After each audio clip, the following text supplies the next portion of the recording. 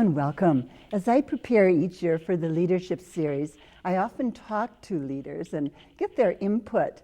And I remember so clearly a couple years ago, Tony Boza wrote me a note and he said, "Mary, I think the true leaders in our society are our artists." And I took that to heart. I also agree with him, and my guest tonight certainly fits into that category. My guest is Lyndel King, who is the director of the Weisman Art Museum here in Minneapolis, connected to the university. It was formerly called the U of M Art Museum, and you've been the director, Lyndel, since 1981. That's right. A long tenure. A long time. In addition to her work as director, which is her main role, she's also an adjunct professor at the U in art history and a professor in museum studies. You've been very active nationally with two big organizations, the Association of Art Museum Directors and the American Association of Museum Directors. So very, very active in both. Before coming to the U, I was so intrigued. Your history is fascinating. She was at Control Data, and here she organized and developed a system to computerize museum pieces. And maybe I can ask you more about that later. She also was the coordinator for a major exhibit at the National Gallery of Art back in the 80s. And she was listed in 1997 here in Minnesota as one of the 20 most influential women by Minnesota Monthly. So it's wonderful to have you join me and talk about leadership. Thank you. I'm thrilled to be here. Tell us a little bit about your background, your parents, where you grew up, where you were in the family. Well, of course, I was the oldest. Of course. Many leaders are, yes, aren't they? Yes. I grew up in a very small town in a quite rural part of Kansas, west of Dodge City. If you've heard of Dodge City from television, I grew up west of Dodge City. It was actually closer to Santa Fe than it was to Kansas City. And it was a community of about 2,000 people. So it was pretty small. Very small. Very small. My dad was the manager of the local grain elevator. And my mom had been trained as a teacher. She'd actually gone to college, and my dad hadn't gone to college because of the war, all that sort of stuff. And so and she'd been trained as a teacher, but she actually worked for my dad, keeping the books for the small business. So I went to a high school with a graduating class of about 60 people. Then I went to the University of Kansas in Lawrence and took an undergraduate degree in microbiology and chemistry. And that just stood out as I read about you, and I thought, how did you make the leap and the big jump, really, from science to the humanities? Well, I worked for about 5 or 6 years after I graduated. I first worked for Pittsburgh Plate Glass Chemical Division in Lake Charles, Louisiana. It was an interesting time, an interesting experience. It was right after the Civil Rights Movement. And so it was not an easy time to be a Yankee in the South. I wasn't really a Yankee, but I clearly was not from around there when I opened my mouth. So that was interesting. It was also at a time when women didn't have as many leadership opportunities as they do today. So I learned a lot from that experience. And then I went back to the University of Kansas and worked in a virology research lab. And I think it was at that time that I realized if I wanted to do something interesting with my life, I was probably going to have to get an advanced degree. I'd taken art history courses as an undergraduate at the University of Kansas, but never really thought that it was a career, because in my experience, art wasn't a career growing up in the place that I did in the time that I did. It just wasn't something you did for a career. You didn't know any art historians? No, I did not. Never museum curators? Never heard of them. And so I had to make some choices. I knew I needed to go to graduate school. And I was working in a lab, and I got the impression from the scientists who were working there that if I wanted to be successful in the sciences, I had to basically put on blinders and kind of get narrower and narrower. And I'm not sure that's true. I think I realize today that that's not necessarily true, but that was their attitude, the people that I was working with. And I basically decided that was not the kind of life I wanted to lead. I wanted to have a life that was like this instead of like this. So and somewhere in there, I read that you also took a 6-month trip to Europe. I did. My husband and I was married at the time. We took all our money and we bought a ticket. Those were in the days when you didn't have to have a return date specified. You could buy an open-ended ticket. And we bought a tent in Paris and we leased a car. And we said, well, we'll just stay till our money runs out. And I took all my art history. Sounds like a grand plan. It was. And I'm so glad we did it then before we had responsibilities and all that sort of thing. So we just, we went everywhere, and I learned art history in a certain sense the old-fashioned way by doing a grand tour and looking at everything. And then I came back and thought, well, I'm going to get a master's degree in art history just for the fun of it, because I'd gotten so interested. And then I can always go back and get my science degree, but then I never turned around. I went straight through and got a PhD in art history. But you know, I found that the background in science, I think, gave me an advantage over people who had come all the way up through the humanities, because it gave me a different way of looking at things, gave me a more analytical approach, and I think it gave me also some freshness in the way I approached the subject. So I think in the end it was an advantage. I didn't think so when I started. I felt very much at a disadvantage, but I think in the long run it was good.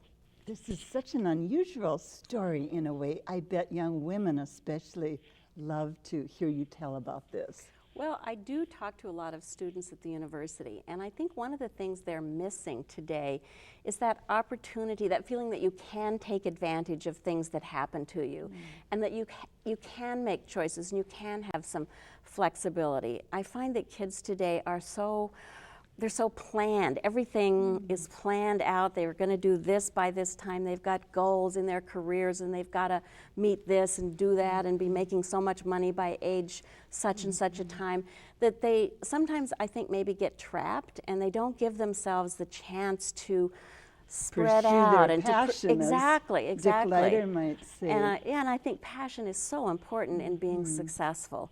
I couldn't be successful if I didn't care deeply about what I do, and I didn't really want to be good at it. And I think that you just need to give yourself a little chance, take advantage of things that happen in your life that you maybe didn't plan. And that's what I always tell kids when I talk to them at the university is, you know, don't get yourself locked into something too soon. Leave yourself open to those opportunities, to serendipity. Let things happen to you. That's great advice. I love it. When you tell people that maybe don't know about the Frederick R. Weisman Art Museum, what do you tell them, Lyndel? Well, I tell them that it's a museum that cares deeply about its visitors. It comes out of my personal experience in some part, because I grew up in a place where I didn't have any exposure to art. And the first time I went to an art museum was at the university, was when I was a university student. So I'm an evangelist at the University of Kansas, yeah. So I'm an evangelist in a certain sense for university museums, for art museums as being a part of the educational process at a university, because I know it worked. It certainly changed my life. Do you remember the first time you wandered in to the art museum in Kansas? I do. I remember it very What was well. it like? It was a building, it was an old building, and I remember walking into a medieval gallery and seeing early Renaissance paintings and medieval sculpture. And it was kind of a dim space. It was very meditative and contemplative. And I walked in and I saw that, and somehow I was transported into a different world. And so it was a transforming experience for me, and so I want to make that experience possible for all the students at the University of Minnesota. I like to describe us as your entry-level museum. We want to create an environment that's not intimidating, with the idea that you don't have to already know a lot about art when you walk into the Weisman, because we know most of the students don't. Even though we have great art museums in our city, I know it's still not in most students' everyday experience to go to an art museum. And that's why I like that we're located right in the center of campus. We fought hard to keep that spot when we built the museum, and it opened in '93, so that 20,000 students a day walk past the museum. We have those big windows that look into the galleries. Not many art museums have big picture windows that look straight into the galleries, but we have those there with the idea that if you're walking by, you might see something that you find interesting, like a department store, and you just come inside to check it out. And I think our design, our architecture too, gives a message. And the message that I like to think it gives is, here we are, we're about art by our big silver metal exterior and our cubist shapes, the kind of artistic shapes. We have to be about art. So here we are, students, we're all about art, we're right in the middle of your lives. And you don't have to love us, but you can't ignore us. That's exactly right. You don't have to love all art you see, but you can't ignore it. You need to confront it. You need to experience it, don't you? You need to experience it, and yeah. The Weisman is free, which it is I free. think is such a neat thing for people to know, It especially is. today with people watching what they do in terms of spending. Exactly. It's free. We don't want to charge an admission because I think that would inhibit people from doing that kind of drop-in kind of thing. That if you have to pay, somehow you need to be able to spend 2 or 3 hours so you're sure you get your value, you get your money's worth in the experience. But for us, we want people to be able to come in between classes, even if they only have 10 or 15 minutes, and maybe only look at 1 or 2 works of art and then go out again. So I think being free is really, really important. And you focus mostly on American art. We do in modern. Well, we do in our artists. collection. We focus mostly on American art in our collection, although our exhibition programs are more varied. We've done exhibitions of early 20th century Russian art. We do exhibitions of international artists. We have right now an exhibition of Vietnamese women artists. We've had Cambodian artists. So we do try to bring some international focus to what we do as well.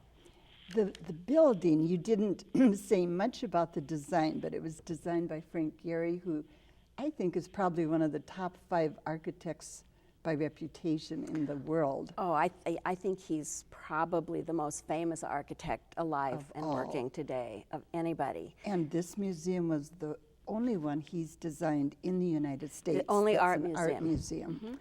It was the first art museum he designed from the ground up. He'd done some renovations before, but we were the first art museum he designed. We like to say we taught him everything he knows about art museums, because he went on, to become really famous for the museum in Bilbao.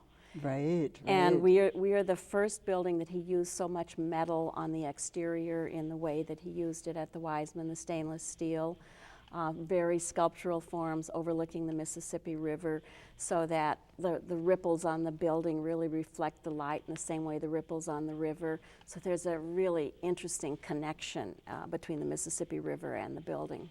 I read somewhere that you really were the leader, spearheaded the campaign to get this done, the new building, and it took over a decade. Is that correct?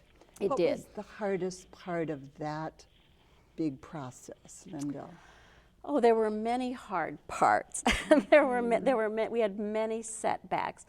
But I think we really started from nothing. I mean, we started from being up on the 3rd and 4th floors of Northrop Auditorium, which is that big building with columns at the end of the mall on the university campus. And there's nothing about that building that says there's an art museum inside. We were put there in 1934 when the university started a museum, and they started it with the idea that the art gives people values, and that they wanted every student to leave the university with those kinds of values to inspire them. And when you think about 1934, economically it was not so great. Terrible time. Terrible time, and there was a visionary president who'd grown up, as I did, in a rural, very rural part of Indiana, actually. He'd grown up in rural Indiana. And he talked about not having any opportunity to see art, and how he believed it was so much an important part of a university education. And his idea was that, well, if we decide to keep this little experimental museum, then we'll find a better place for it. well, nearly 60 years later, we moved out to our first permanent home. So we really started pretty invisibly. I'm sure if you ask most students on the campus, they wouldn't have known there was a museum on the campus. And certainly people in the community didn't know that there was a museum. I It was remember small, it was wandering invisible. into it kind of by accident. Exactly, exactly. And so simply establishing an identity, establishing some visibility was the first hurdle. Getting people to realize that we were there, we had a collection, we did great programs, and we needed a place to really be able to fulfill our mission. And then raising the money. And you did it with private money, We correct? did it all with private Which I money. think people maybe would not understand or realize.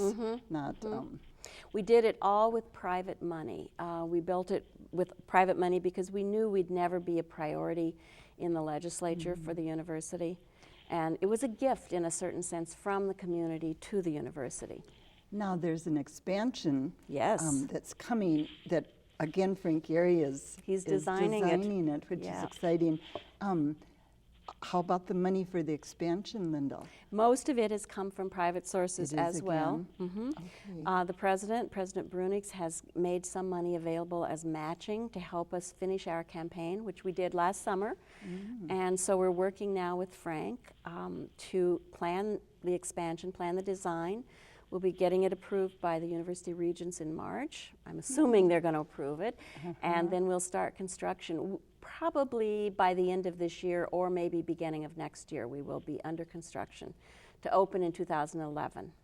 So that's a major part of your life in the It's- next 2 years, isn't it? It certainly is. We're building 4 new galleries for the collection.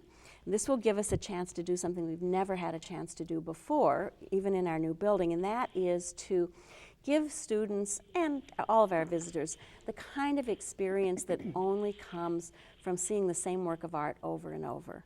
We've emphasized changing exhibitions, which all museums have to, because that's what brings Sure, people new back, people new in. people in, and brings people back to see you.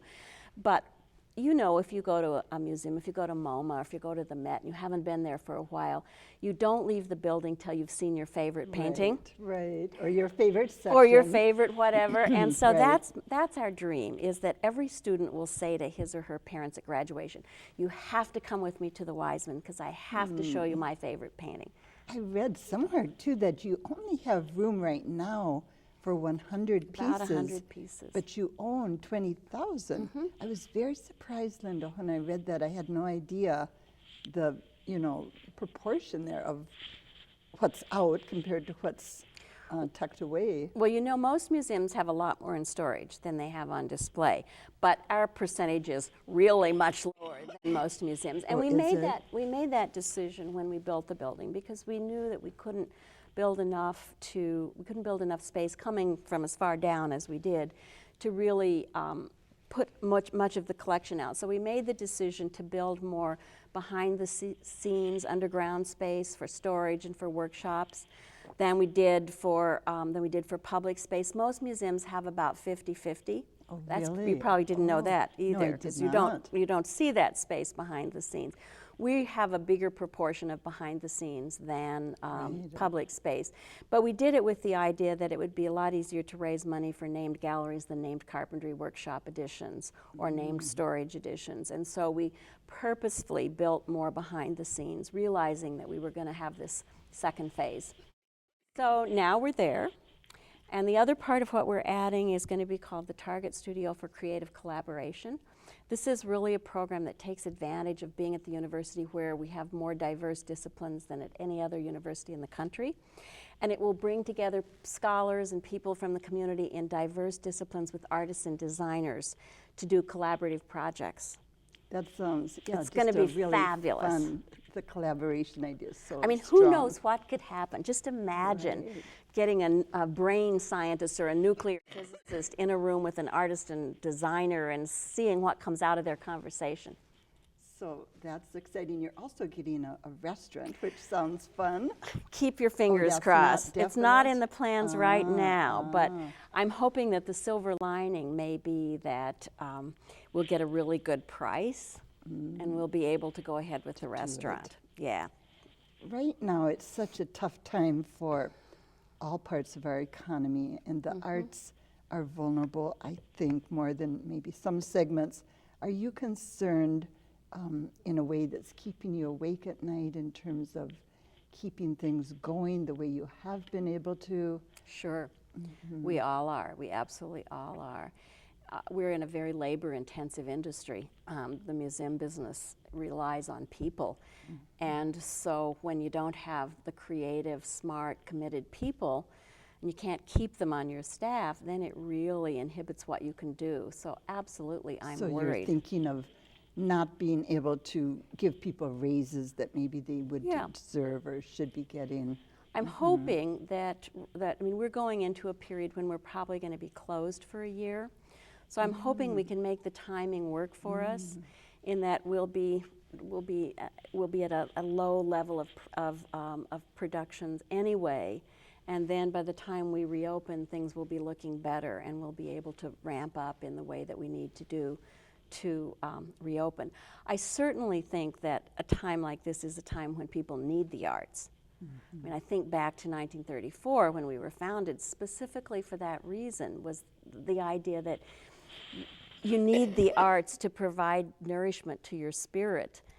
And if your spirit dies, your body is not going to survive very well either. So I understand the hierarchy and the priorities, but I really believe strongly that in times like this, we need the arts more than ever. You, I'm sure, will have to be out there giving that message to people in the community. What's the hardest part of your job? You're not only a director, you're a curator, you're a professor. What's the hardest part for you? It's the balancing act. It's the balancing act. You know, part of the job is keeping about 95 balls juggling at the same time, not dropping any of them, having a sense of when you need to pay attention to what kinds of things, keeping your message in front of people and keeping your spirits up when things aren't going well, because you can't inspire people if you're lagging. if you're down. Right. And in terms of balance, do you have any tips for other executives or leaders who are thinking, I need to balance, you know, better with the responsibilities I have? Oh, I think having a great family is very helpful if you can manage that. I have a really great husband and a wonderful dog. I don't have any kids, but I have great supportive colleagues and friends. I think that's really maybe the key, because when you're in a position of leadership, you don't really have any peers in your own institution. That's true. You're kind of all at the alone. top, aren't you? You're kind of all alone. So making sure that you have colleagues that you can count on, that you can trust, is so important, that you can talk things over with, that will listen to you, and that you'll listen to them. And I have great colleagues in the Twin Cities, great friends in the Twin Cities, and also nationally. My work on the national museum organizations has really given me a supportive network all across the country. And I know that I can email or call when things are tough, and I can get a pep talk from one of my friends. And I'll do the same for them as well. So that's the most important thing, I think.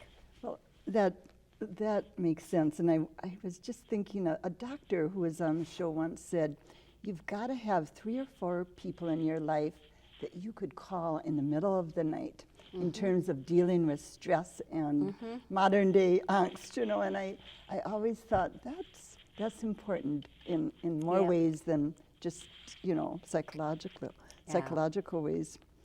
Well, we're almost out of time. I want to give the website so people who are listening can learn more about what's going on right now in terms of exhibits and educational classes. If you'd like to learn more, they have a wonderful website. The Frederick R. Weisman Art Museum's website is weisman.umn.edu. Very simple and a great website, really. Thank you. It's fun, and it shows some examples of some of the artists that you have permanently. And it's going to get even better. Well, I'm excited about the new expansion, and look forward to coming down soon. Thank you so much, Lyndel, for You're welcome. joining me. And you're welcome at the Weisman anytime. well, thank you. I love art museums too. One quick question. Sure. What's your favorite art museum outside the Weisman in the world? Oh, the Uffizi. In Florence. In Florence, yeah. Oh. Because it's such a focused museum, you can see the whole history of the Renaissance right there. Well, thank you. I asked that question of Martin Weinstein, and he said, it's the one I haven't been to yet. So I like your answer, too. Thank you for being with us. We'll be back again next week. Until then, have a good week.